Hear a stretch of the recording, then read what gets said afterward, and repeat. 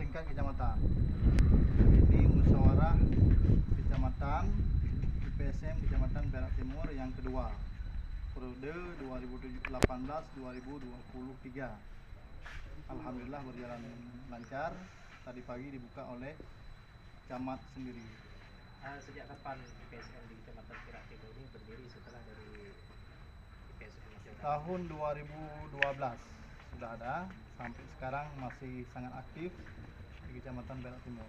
Ada berapa suara yang diraih? Ini sangat seru karena ketuanya, calon ketua ada 2 orang yang diajukan oleh peserta musyawarah.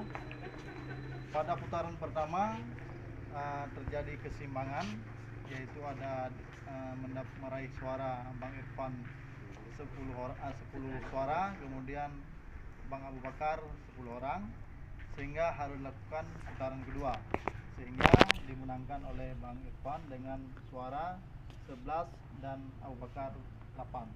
Untuk masa jabatan Pak Irfan sampai berapa tahun? 5 tahun. Sudah sesuai dengan peraturan Menteri nomor 1 tahun 2012, kemudian berdasarkan ADART IPSM itu sendiri, sehingga masa kerja IPSM mulai tingkat nasional sampai tingkat desa itu masa kerjanya 5 tahun setiap periode. Nah, kenapa harus ada IPSM di Kecamatan Kecamatan? Ya, IPSM sesuai dengan peraturan Menteri nomor 1 tahun 2012 itu IPSM harus terbentuk mulai dari tingkat desa sampai tingkat nasional, bukan di kecamatan saja. Yang paling penting adalah di tingkat desa, kemudian dilanjutkan semua level sampai tingkat nasional. Memang sudah ada peraturan menteri seperti itu. Apa saja wewenang dan kewajiban yang dilakukan oleh ketua di masing-masing kecamatan khususnya? Yang pertama sekali adalah menyelenggarakan kesejahteraan sosial dengan tidak memandang suku, agama, dan ras. Kemudian melakukan penataan PMKS, kemudian mengadvokasikan PMKS, kemudian mendorong masyarakat supaya melakukan kegiatan untuk usaha-usaha kesejahteraan keluarga dan meningkatkan kesehatan pendidikan. Kemudian harus mewaspadai terjadinya konflik sosial. Ini fungsi daripada IPSM itu sendiri. Jadi di depan mimbar Ketua menyampaikan banyak persoalan di Perak ini. Bisa dijelaskan apa saja persoalan?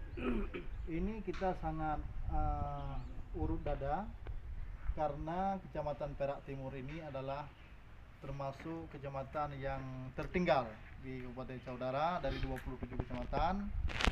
Kemudian yang sangat ironisnya, ini di seluruh kawasan Perak Timur ini adalah kawasan perjuangannya pahlawan nasional Cuk Mutia.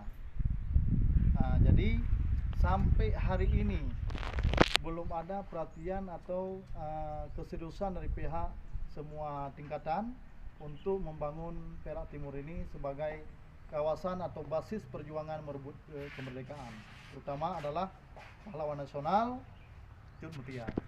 Nah, untuk giat selama ini yang telah dilakukan oleh IPSM sejak terbentuk di Aceh Utara, apa saja yang sudah dilakukan?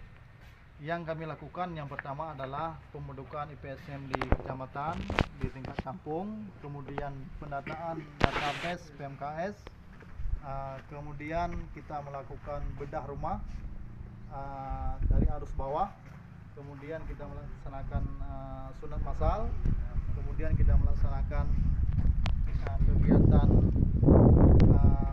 penanggulangan narkoba, kemudian kita melakukan penanggulangan GLBT GLBT, sehingga banyak hal yang sudah kita lakukan di Aceh Utara. Mudah-mudahan dengan kehadiran IPSM ini bisa menguntungkan masyarakat itu sendiri, kemudian bisa membantu pemerintah Aceh Utara.